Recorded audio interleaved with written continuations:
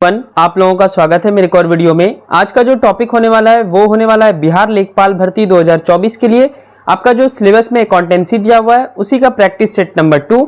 हम सब एग्जाम से पहले अकाउंटेंसी और टैक्सेशन का लगभग 600 क्वेश्चन करेंगे और बिहार पंचायत से रिलेटेड 200 क्वेश्चन करेंगे, ठीक है। यानी मैं 800 क्वेश्चन कराने का जिम्मेदारी आप सबका लिया हूं जो कि आपके एग्जाम में आएगा। चलिए पहले क्वेश्चन से शुरुआत करते हैं आज की इस वीडियो की। चैनल पे नए हैं तो चैनल को जरूर सब्सक्राइब कर लें। इसका अगर आपको पीडीएफ चाहिए तो टेलीग्राम चैनल ज्वाइन कर लें, डिस्क्रिप्शन में लिंक होगा, जल्दी से ज्वाइन कर लें, ठीक है। मैं पीडीएफ कल का भी डाल दूंगा और आज का भी। पहला क्वेश्चन, बीमा क्षेत्र में, बीमा मतलब इंश्योरेंस होता है, ठीक है। तो बीमा क्षेत्र में प्रत्यक्ष विदेशी निवेश की सीमा है, आपके ऑप्शन है फर्स्ट नंबर 50%, दूसरा है 49%, तीसरा है 55% और चौथा है 43%। सीमित है, मतलब विदेश से कोई भी अगर निवेश करेगा तो वो कोई भी इंश्योरेंस संस्था में कितना कर सकता है। तो पहला का सही आंसर हो जाएगा दूसरा नंबर 49%। ये टेस्ट नहीं है इसलिए मैं आंसर आसानी से बताते चलूंगा जल्दी जल्दी। आप सबको बस याद रखना है अगले 12 दिनों के लिए, 3 जुलाई को आप सबका एग्जाम है।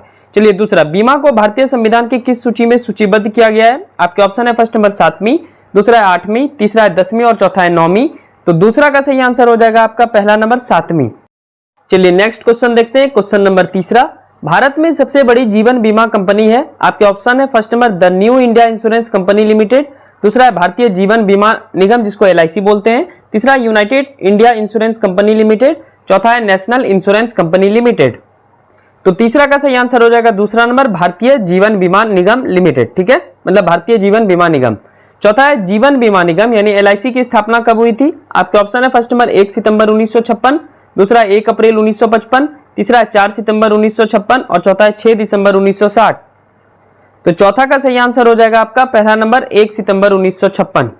क्वेश्चन नंबर 5वां, बीमा लागू किया जाता है। आपके ऑप्शन है फर्स्ट नंबर बीमा कंपनी द्वारा, दूसरा है राज्य सरकार द्वारा, तीसरा है केंद्रीय सरकार द्वारा और चौथा है भारत सरकार द्वारा। तो 5 का सही आंसर हो जाएगा आपका तीसरा नंबर केंद्रीय सरकार द्वारा यानी सेंट्रल गवर्नमेंट इंश्योरेंस लागू करती है। 6 है LIC का मुख्यालय कहाँ स्थित है। आपके ऑप्शन है फर्स्ट नंबर दिल्ली में, दूसरा है मुंबई में, तीसरा है कोलकाता में और चौथा है हैदराबाद में। तो 6 का सही आंसर हो जाएगा आपका दूसरा नंबर मुंबई में। क्वेश्चन नंबर 7वां, सबसे पुरानी यानी ये जो बीमा कंपनी है 1818 में बनी थी। जीवन बीमा कंपनी कौन सी है। आपके ऑप्शन है first number postal life insurance company, दूसरा है मैक्स लाइफ इंश्योरेंस कंपनी, तीसरा है ओरिएंटल लाइफ इंश्योरेंस कंपनी और चौथा है भारत लाइफ इंश्योरेंस कंपनी। तो 7 का सही आंसर हो जाएगा आपका तीसरा number oriental life insurance company. 8 किस वर्ष राष्ट्रीय बीमा कंपनी लिमिटेड को शामिल किया गया था। आपके ऑप्शन है फर्स्ट नंबर 1905, दूसरा है 1906, तीसरा है 1907 और चौथा है 1908। तो 8 का सही आंसर हो जाएगा दूसरा number 1906। Question number 9, export credit guarantee corporation of India की स्थापना कब हुई थी। आपके ऑप्शन है फर्स्ट नंबर 1954, दूसरा है 1999, तीसरा है 1957 और चौथा है 2009। तो 9 का सही आंसर हो जाएगा तीसरा नंबर 1957। 10 है सामान्य बीमा का राष्ट्रीयकरण कब किया गया। आपके ऑप्शन है फर्स्ट नंबर 1973, दूसरा है 1972, तीसरा है 1971 और चौथा है 1970। तो 10 का सही आंसर हो जाएगा आपका पहला number 1973। Question number 11, insurance corporation of India को कब शामिल किया गया था। आपके ऑप्शन है फर्स्ट नंबर 1970 में, दूसरा है 1973 में, तीसरा है 1972 में और चौथा है 1983 में। तो 11 का सही आंसर हो जाएगा आपका तीसरा नंबर 1972 में। 12 है किस वर्ष new India insurance company limited का राष्ट्रीयकरण किया गया था। आपके ऑप्शन है फर्स्ट नंबर 1945, दूसरा है 1972, तीसरा है 1974 और चौथा है 1973। तो 12 का सही आंसर हो जाएगा option number 4 1973। Question number 13, IRDA एक संस्था है, आप सबको पता है। तो IRDA का क्या कार्य है। आपके ऑप्शन है फर्स्ट नंबर वित्तीय समावेशन की योजना, दूसरा है किसानों को राहत पैकेज प्रदान करना, तीसरा है व्यवसाय को विनियमित करना और चौथा है संपत्ति को किराए पर लेना और खरीदना। तो 13 का सही आंसर हो जाएगा आपका ऑप्शन नंबर तीसरा व्यवसाय को विनियमित करना। 14 agriculture insurance company of India limited का प्रधान मुख्यालय कहाँ स्थित है। आपके ऑप्शन है फर्स्ट नंबर हैदराबाद में, दूसरा है कोलकाता में, तीसरा है मुंबई में और चौथा है नई दिल्ली में। तो 14 का सही आंसर हो जाएगा आपका ऑप्शन नंबर 4 नई दिल्ली में। चलिए क्वेश्चन नंबर होगा आपका 15, लेखांकन जानकारी प्रदान करता है। आपके ऑप्शन है फर्स्ट नंबर प्रबंधकों के लिए लागत और आय, दूसरा है किसी विशेष वर्ष के लिए कंपनी की कर देयता, तीसरा है किसी संस्था की वित्तीय स्थिति और चौथा है उपयुक्त सभी। आपको अकाउंटिंग करते हैं, ये क्या जानकारी आपको प्रदान करता है। तो 15 का सही आंसर हो जाएगा ऑप्शन नंबर 4 उपयुक्त सभी। ये मैनेजमेंट आपका कर देता है, यानी प्रबंधन कर देता है, कितना आपका कॉस्ट या कितना इनकम खर्च हुआ है, ठीक है। विशेष वर्ष के लिए कंपनी का कर देता है, आपको टैक्स कितना पे करना होता है ये पता करके देता है, और इसके अलावा आपको ये कोई भी कंपनी का फिनेंशियल स्टेटस क्या है ये भी पता चलता है अगर आप अकाउंटिंग करते हैं या करवाते हैं अकाउंटेंट के जरिए, ठीक है।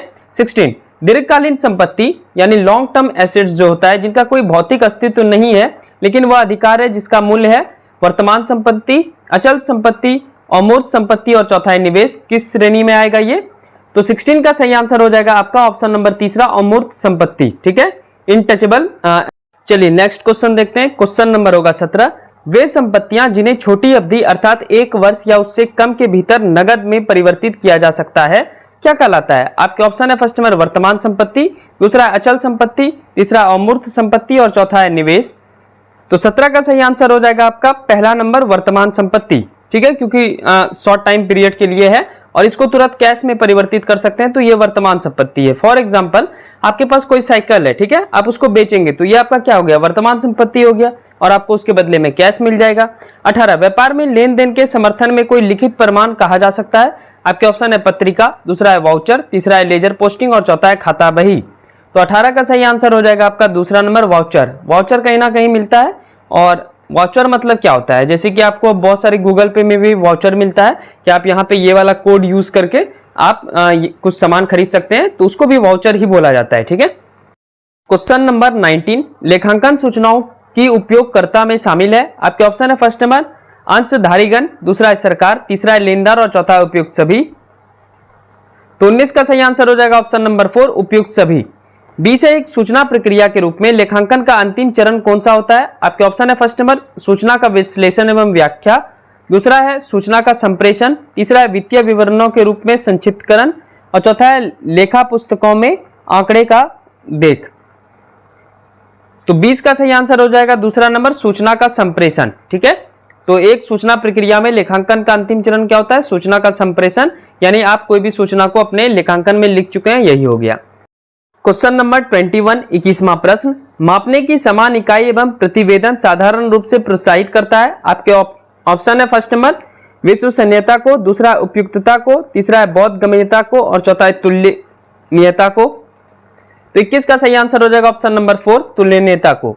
22 है आय होता है, मतलब इनकम जो होता है वो किस वाले सेक्शन में दर्शाया जाता है? पहला प्राप्ति और व्यय, रिसिप्ट्स और एक्सपेंसेस, दूसरा है व्यय और प्राप्ति, तीसरा है हानि और प्राप्ति और चौथा है लाभ और हानि, प्रॉफिट एंड लॉस। किस अकाउंट में आप आय को दर्शाएंगे? तो 22 का सही आंसर हो जाएगा आपका ऑप्शन नंबर पहला रिसिप्ट्स एंड एक्सपेंसेस में हम सब आय को दर्शाते हैं, ठीक है। लाभ हानि आप नहीं कर देंगे। प्रॉफिट एंड लॉस अलग चीज होता है, आपके पास आय आया और आप उसको बचा लिए तो उसमें से खर्च करने के बाद जो बचाते हैं उसको हम सब लाभ बोलते हैं, या आपका खर्च अधिक हो गया तो उसको हानि बोलते हैं। ये जब आप पैसा लगाते हैं किसी बिजनेस में तब।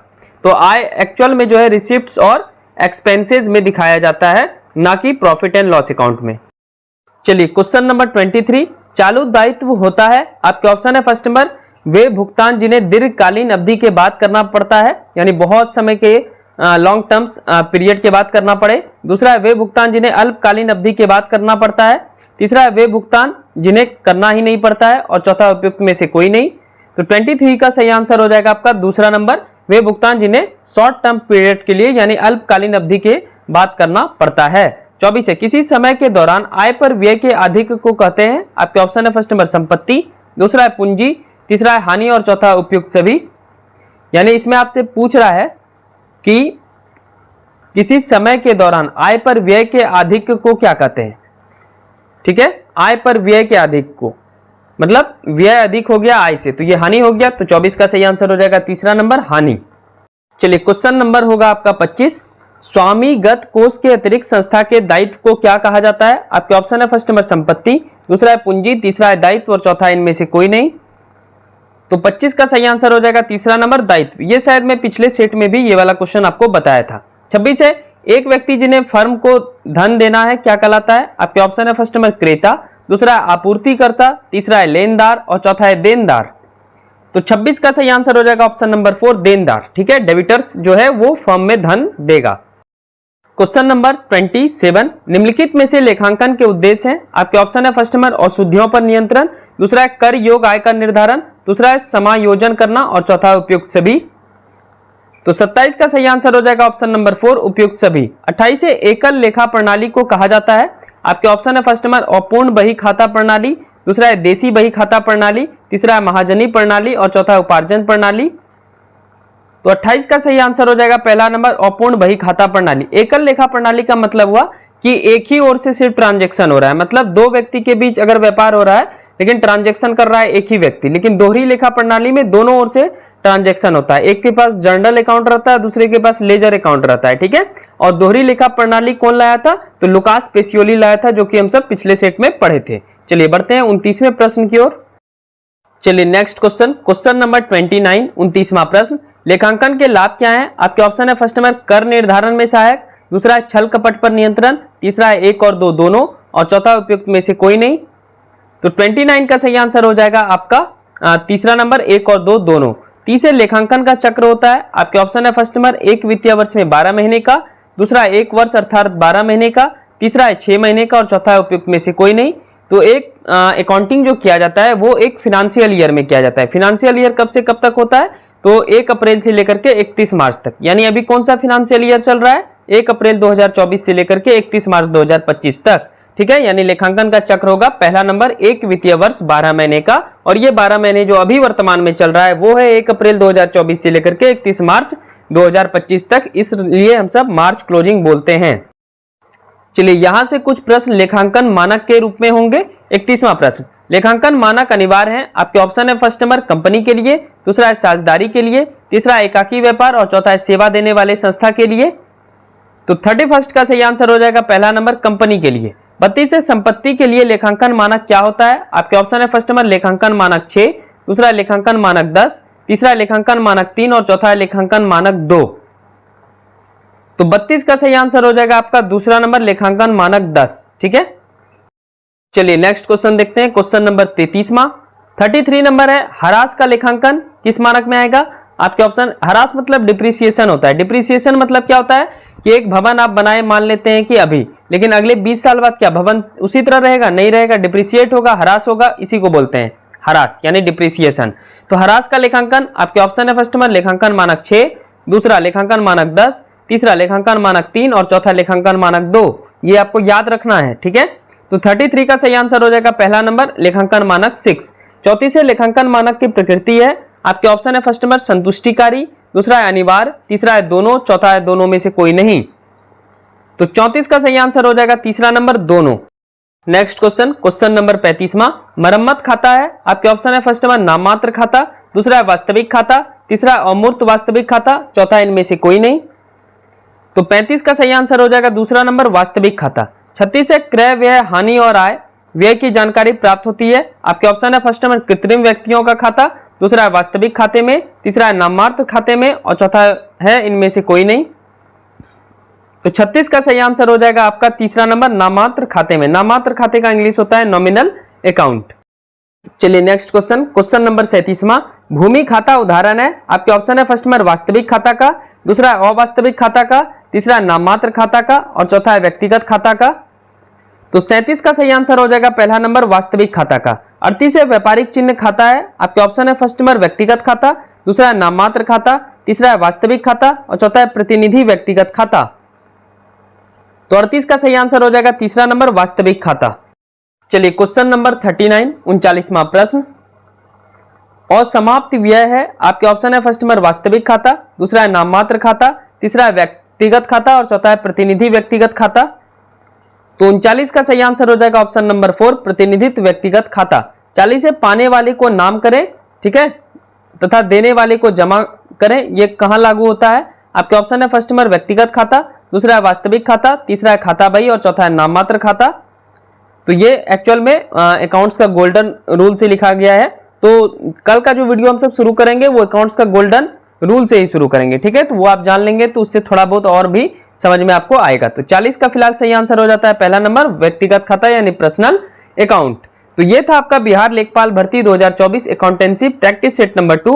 चलिए जल्दी मिलते हैं नेक्स्ट वीडियो में। चैनल पे नए हैं तो चैनल को सब्सक्राइब कर लेंगे आप सब। अगले 12 दिन तक हम सब 600 अकाउंटेंसी और टैक्सेशन का प्रश्न करेंगे, जिसमें जीएसटी वगैरह मैं सब पढ़ा दूंगा। इसके अलावा बिहार पंचायत से रिलेटेड 200 क्वेश्चन हम सब करेंगे। और बिहार पंचायत का वीडियो कल संडे है, तो कल मैं लेकर आप सबके समक्ष उपस्थित आऊंगा, ठीक है, रहूंगा, ठीक है। चलिए मिलते हैं नेक्स्ट वीडियो में। Thank you so much.